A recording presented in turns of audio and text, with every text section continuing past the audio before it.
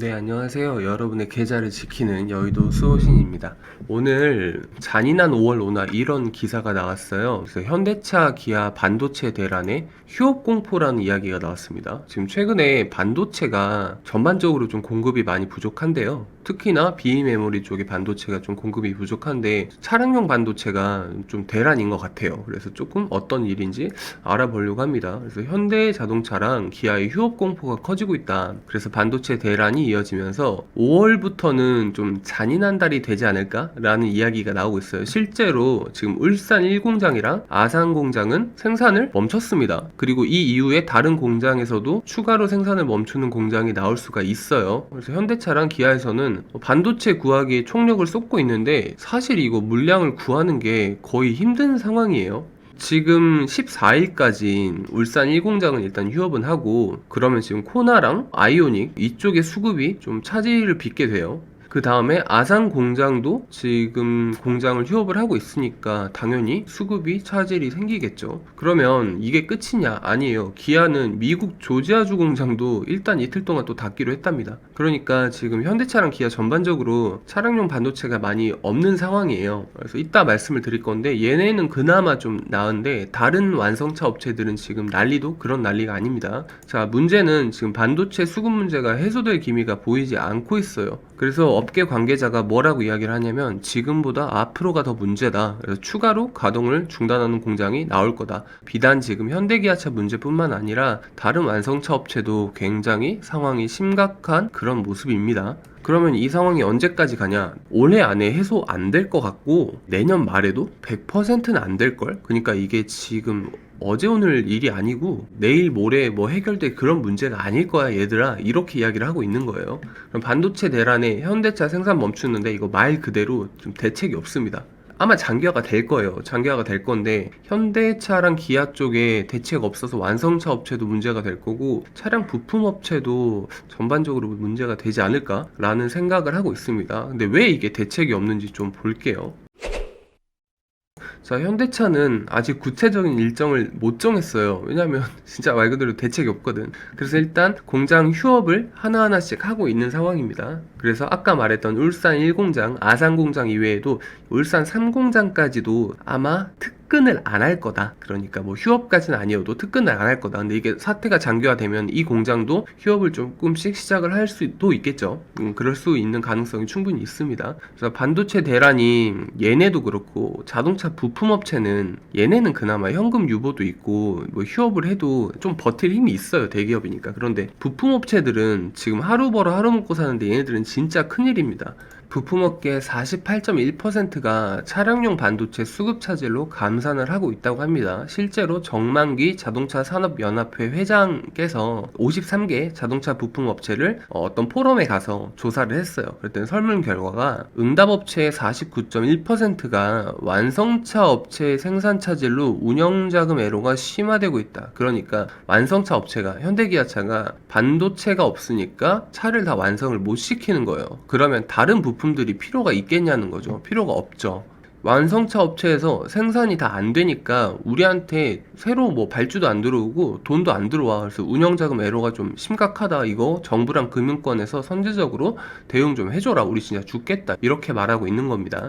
그래서 자동차 부품사 절반이 반도체 수급난 빚내서 지금 공장 돌린다라고 울고 있어요. 그래서 완성차 협력사 53곳 중에 36%가 반토막 났습니다. 이렇게 이야기를 하고 있습니다. 실제로 얼만큼 이 수급난이 심한지 좀 알아보면요. 수급차질 영향 여부가 그렇다가 지금 거의 과반에 근접하고 있어요.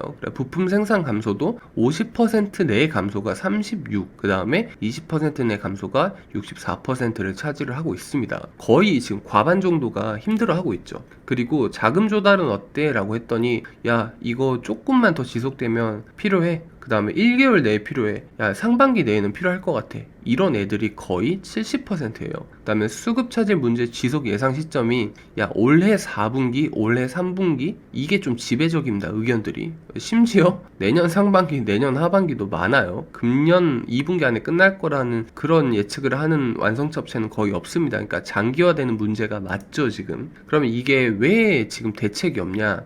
여러분께 오늘 이거 알려드릴게 지금 요게 단발성 이슈를 안 끝날 것 같아요. 왜 그러냐면 백악관에서 지금 삼성을 초청을 했는데 지금 반도체 패권 놓고 지금 미국이랑 중국이랑 싸우면서 우리나라 삼성전자도 좀 등이 터지고 있죠. 근데 왜 바이든이 삼성전자를 불렀냐? 미국 내에다가 공장 증설해라 이렇게 채찍 주면서 야 우리가 혜택 줄게 당근 이렇게 하는 거예요. 그래서 지금 중국이 반도체 따라오고 대만이랑 우리나라가 선두를 달리고 있는 시장에서 미국이 반도체 실제로 좀 잡겠다는 겁니다. 이게 중국이 요즘 커가서 미국이 이제 옛날엔 달러만 이제 발행을 해서 기축통화만 쭉 쥐고 있으면 나머지 국가들은 약간 뭐 국가 대리점 정도로 좀 이용을 할 수 있었는데 최근에 달러 기축통화가 코로나 이후로 많이 흔들리고 있죠. 그래서 실제로 알짜가 되는 산업들을 좀 자국 내로 유치를 하고 싶어하는 그런 스탠스랑 이어지는 것 같아요.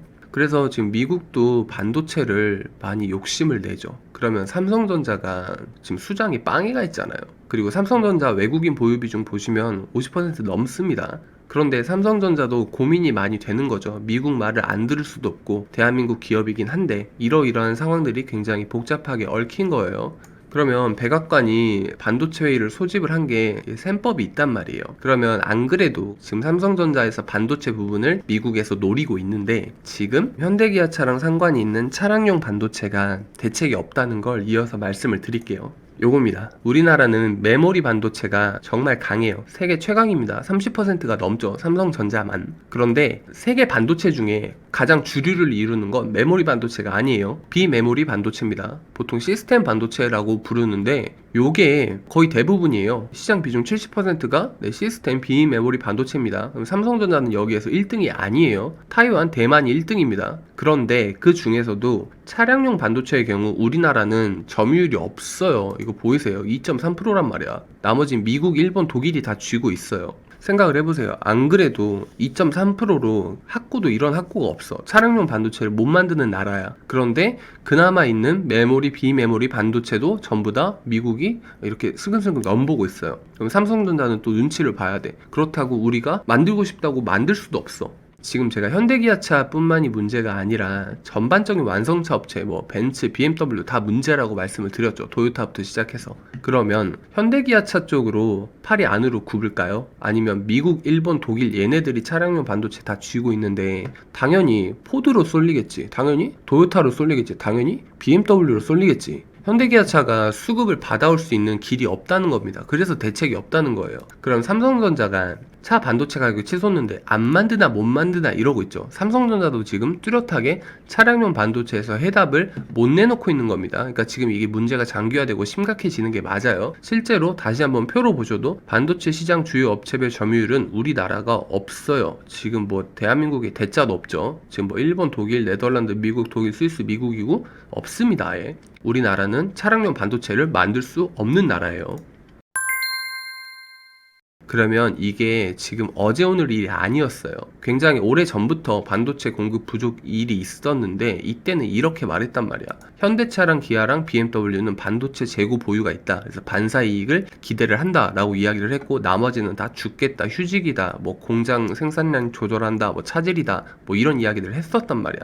그러면 현대 기아차가 BMW가 반도체 재고를 얼마만큼 보유를 하고 있었냐? 딱 이때 기사로 2에서 3개월 정도 버틸 재고만 보유를 했다고 말을 했었어요. 근데 이 기사가 2월 기사죠.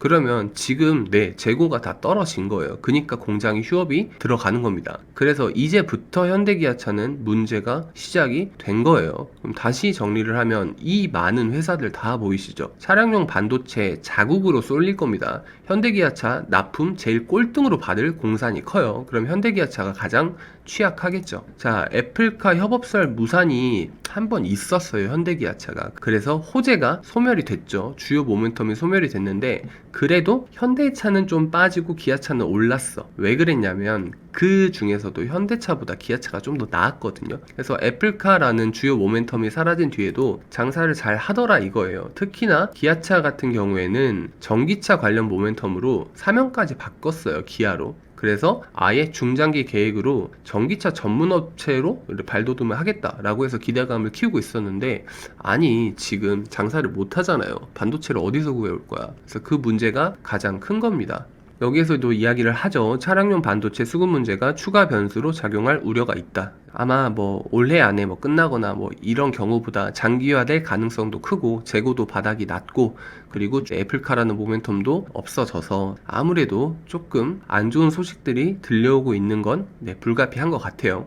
마지막으로 가격을 한번 볼게요. 일단 현대차도 이때가 피크였죠. 애플카 피크였습니다. 그리고 나서 꾸준히 하락을 하고 있는데 좀 반등을 하려나 했더니 지금 반도체 대란이라는 뉴스가 나오고 있어요. 뭐 향후 주가가 어떻게 될진 모르지만 제 시각에서는 분명히 조심해야 될 구간이 맞는 것 같아요. 맞는 것으로 보입니다. 기아차도 마찬가지예요. 확실히 그림이 현대차보다는 낫죠. 현대차보다는 나은데 얘도 애플카가 이때가 피크였죠. 그리고 나서 지속적으로 하락을 하는데 확실히 더 많이 반등을 했습니다. 그래도 얘도 이 반도체 대란을 어느 선까지 비껴나갈 수 있을지 장담을 아무도 할 수 없을 것 같아요. 그래서 여전히 얘도 굉장히 우상향을 깔끔하게 하고 있는 것 같지만 지금 구간이 오히려 조심해야 될 구간이 아닌가라는 생각을 조심스럽게 한번 해봅니다. 오늘은 반도체 대란 이슈를 설명을 좀 해드렸고요. 그래서 현대기아차 주가도 한번 확인을 해보는 시간을 가졌습니다. 여기까지 말씀 올리고요. 저는 다음에 또 좋은 영상으로 좋은 컨텐츠로 찾아뵙도록 하겠습니다. 그러면 다들 건강하시고 성투하세요.